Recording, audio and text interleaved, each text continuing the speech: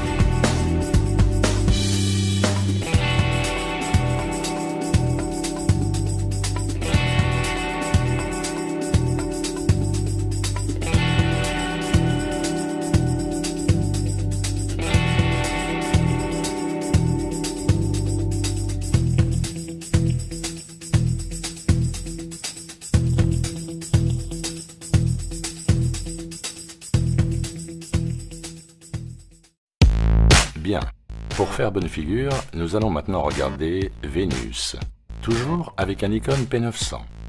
En haut à gauche en incrustation, vous avez deviné ce que la NASA nous propose sur son site pour Vénus, maquillé genre Buck Rogers au XXIe siècle. Bon les amis, en ce qui concerne l'éclipse qui arrive à grands pas, oui enfin à grands pas, sur une sphère faut faire gaffe. Faire gaffe? Ben oui.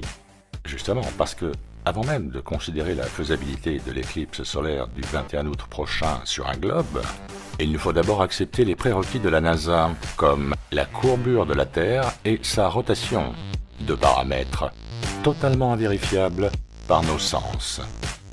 La Terre est plate, les amis, et les étoiles sont des luminaires sonoluminescents. Faites vos propres recherches, et à très bientôt sur ITV.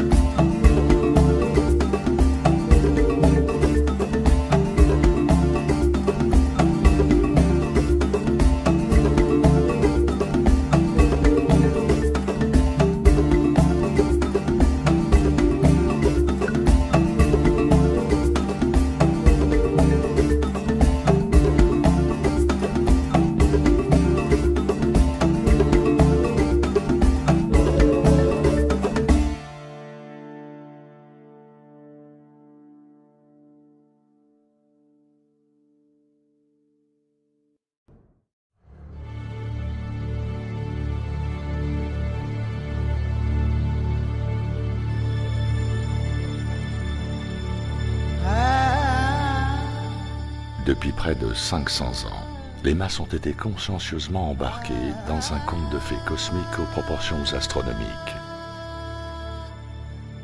On nous a nourris d'une tromperie si gigantesque et si diabolique qu'elle nous a aveuglés et privés de notre ressenti et de notre sens commun, nous empêchant de voir le monde et l'univers tels qu'ils sont réellement. Par le truchement des programmes et des manuels de pseudosciences, des médias de masse et de l'éducation civile, des universités de la propagande officielle, le monde a été systématiquement conditionné, lentement endoctriné, à travers les siècles, pour adhérer sans condition au plus gros mensonge de tous les temps. Il est évident que la Terre est un plan, et ils disent pourtant qu'elle a une courbe. Il est évident que la Terre est fixe, ils disent pourtant qu'elle tourne.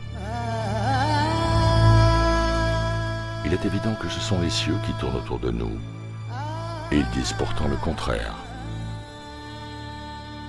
Tout comme il nous apparaît, le Soleil, la Lune et les étoiles sont en mouvement au-dessus de notre Terre, qui se trouve à être le centre immuable et stationnaire de notre univers. Le pôle nord magnétique est au centre des deux, de la Terre et de notre univers. Polaris, l'étoile du Nord, est toujours remarquablement située au centre du dôme céleste, sous lequel la Lune, le Soleil et les étoiles effectuent leur révolution en cercle.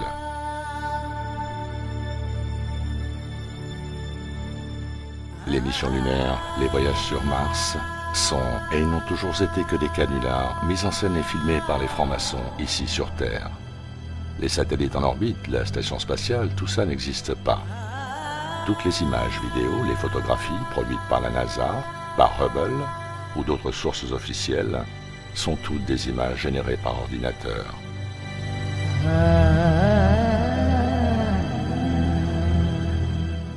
La réalité est que l'Antarctique est un mur de glace géant retenant les océans, que le pôle sud n'existe pas. Plusieurs anomalies entre l'Arctique et l'Antarctique ne vont pas dans le sens d'une Terre-globe. Le soleil de minuit en Arctique nous prouve que l'univers est géocentrique.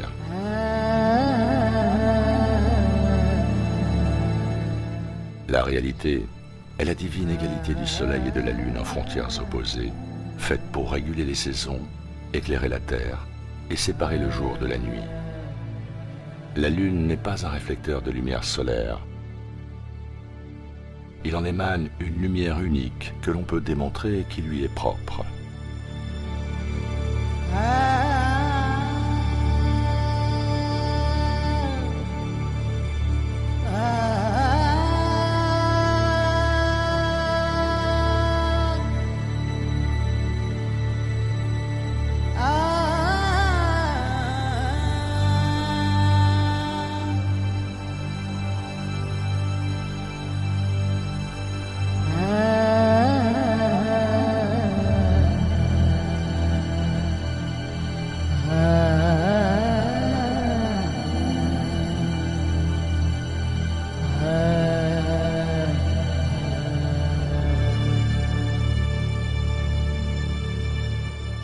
On nous a enseigné, en dépit de l'expérience et du sens commun, qui nous indique sous nos pieds une terre plane sans mouvement, que celle-ci était en fait une énorme boule tournoyant sur elle-même à la vitesse de 1600 km/h, oscillant sur son axe vertical, penché à 23,5 degrés, tout en orbitant autour du Soleil à la vitesse incroyable de 108 000 km/h.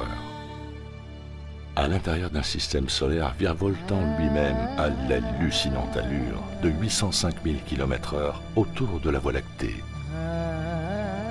qui, à son tour, fonce à travers l'univers en expansion permanente depuis le Big Bang, à la vertigineuse vitesse de plus d'1 milliard de km/h. Mais de tout ça, nous ne ressentons rien. On nous a enseigné que la force mystérieuse appelée gravité, un magnétisme magique qui empêche tout de tomber ou d'être éjecté de cette boule volante, suffisamment puissante pour maintenir les gens, les océans et l'atmosphère en place sur la surface, mais également suffisamment subtile pour permettre aux insectes, aux oiseaux et aux avions d'effectuer leur vol.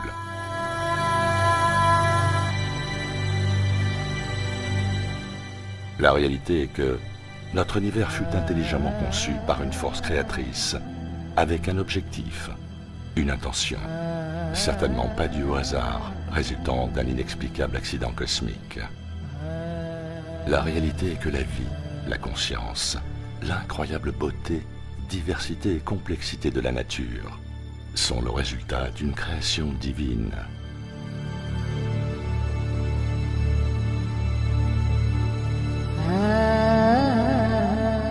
La philosophie qui parle d'une terre sphérique et en mouvement est la philosophie du mensonge.